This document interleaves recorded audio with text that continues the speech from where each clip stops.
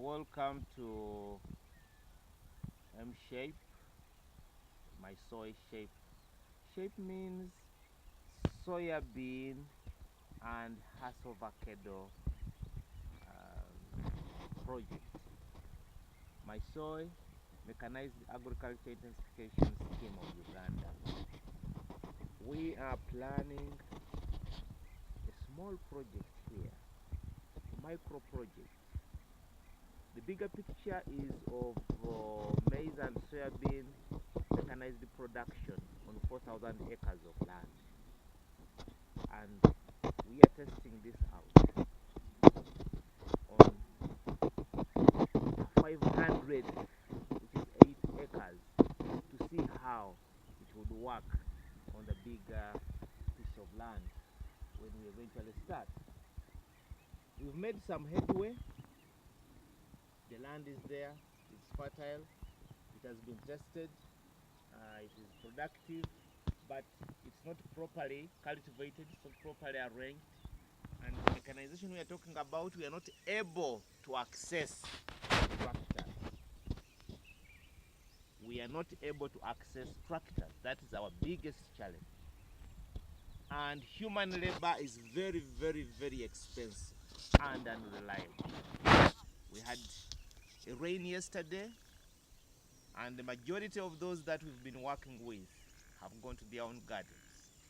Even if you paid them, that money is not satisfying enough for them to stay to work on this piece of garden, because farming, especially in Uganda these days and in most of these places, for many it's speculative. So everybody would like to put up something in their own garden and be sure that it's their own. And when they go to work for others, they want the money immediately. So when the money is not there, you'll not get quality labor, and yet you'll pay for it however much you postpone the payments. So we don't have tractors, and the tractors are unreliable, they are unavailable. The people who like to use the tractors are many, so when they come to work, the work is shoddy. It's not as good as it should be when you are using your own tractor, and you can always go back and repeat whatever you may not have done well. Not to mention the money itself. When you mention to a loaner, a banker, that you'd like to borrow money and you're putting it in farming, in agriculture, not many are interested. In fact, we have been asking a number of financial institutions since November last year to loan us. First it was 10 million shillings, we couldn't get. Then we went to, the needs went on increasing, because now we need irrigation, we need to do drilling of and making a water reservoir in this place. Buying seeds, quite expensive as well. All these different activities that we need to do on the farm will take a minimum of 30 million shillings. And no financial institution is willing to put in even a tenth of this money. So the money is coming from my family and my pocket. Friends have also given a hand, hoping that in 3 to 4 months I should be able to pay back with a small interest. This is telling about agriculture in the country. Whereas agriculture is the backbone of the country, the labor, the human resource that should be into it is so limited, so unknowledgeable, so, I would even say, uninterested, that such land is lying and has been lying here idle without use. Just see that, please. Point at the eucalyptus. The majority of this fertile land in this area of Namayumba is under eucalyptus, because the people who own these eucalyptus say, I put the trees and then I go and work in an office, because office, you'll be sure of your salary. Like these people who come here to work with me every day, they are sure that when they come, I must pay them. If I don't, they don't come back the next few number of days. So we have turned arable, fertile land into forest cover, especially eucalyptus, which eucalyptus and even other places in Busoga they have put sugarcane. These are not edible crops. You may get money out of it after some time, but that money does not maintain the nutrition of the family, does not feed the country. So we need to think seriously about mechanization. We need to mechanize our farms and to provide not only seed tractors at the Gombola headquarters, but to support a group, just a few households, what we used to have as Makakumi, 10 homes. We provide them with a tractor and full equipment, not just a tractor and a disc plow. This is all we have available in Namayumba to the majority of the people, this plow. And then you go and plant all your seeds there. They are not properly covered. They are eaten by the birds, and there is no proper harvest. So if you spent money, 150,000 shillings to plow an acre of land, you've not harrowed it, you've not sprayed it, and so the harvest is going to be poor because the mechanization has only been partial. What we plan to do in this farm is to learn how best to maximize the mechanization of agriculture, and to learn how much a farmer is able to harvest maximally from an acre of land. Operation Wealth Creation has taken around a lot of proposals and activities and given seed and whatever. And this is something we'd like to study alongside Operation Wealth Creation.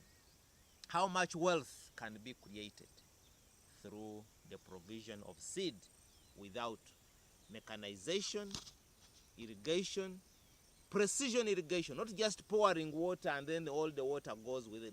We need precision irrigation and sustenance of the fertility of the soils. This to go together with the protection of the environment. We do not completely ignore the animals and birds, the flora and fauna that we have found in this place. We introduce the crop, but we also give back to the environment in many different ways, as we shall be learning. So this particular place here, we are planning that it will be the point at which we shall put the water reservoir, and the water reservoir will be the source of water to irrigate this garden. And our prayer and hope is that we can have 3 seasons instead of 2. So if the first season is watered by God, the second season will be watered by the reservoir, and the third season partially watered by God and partially watered by the reservoir. In that way, we can use the land maximally, and we can recoup money from the costs that we have put in the mechanization of agriculture. Most importantly, this is a project that should attract the interest of the young people. And I hope to be working with my co-directors, the members of the family, co-directors of my soil. Why family? Because we are looking at household incomes. How does the household income translate into an income for the school? How does it translate it into an income for the hospital?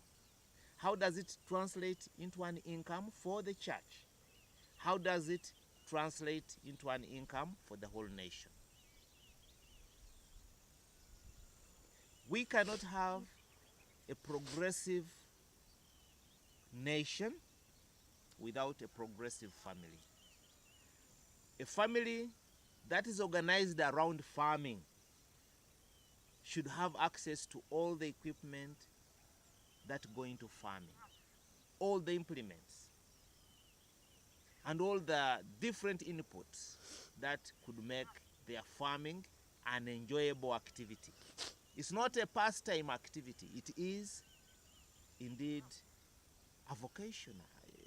It is full-time employment to be a farmer.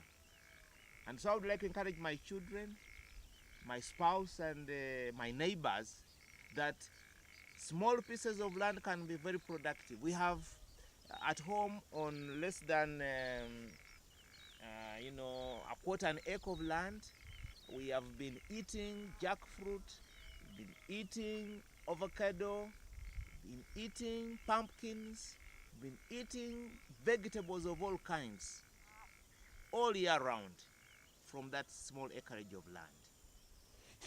How much more can we harvest if we had slightly bigger pieces of land? So schools cannot have an excuse that they are not able to feed or even provide tomatoes and vegetables to the children to supplement their meals just because they do not have land. The flower gardens should no longer be places for mere beauty.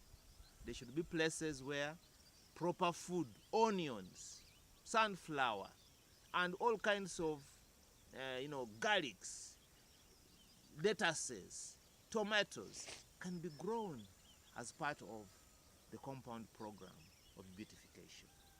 In that way, the children will be learning not only how to grow these crops, but also to know that these crops grow under certain conditions and they grow in gardens.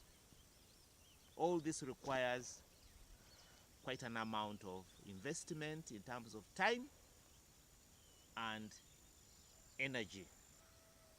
Not so much of money, but as always, people put money first. And I'm not saying it's not important, but once you have started, the rest will fall in line. Welcome to Shape Micro Project.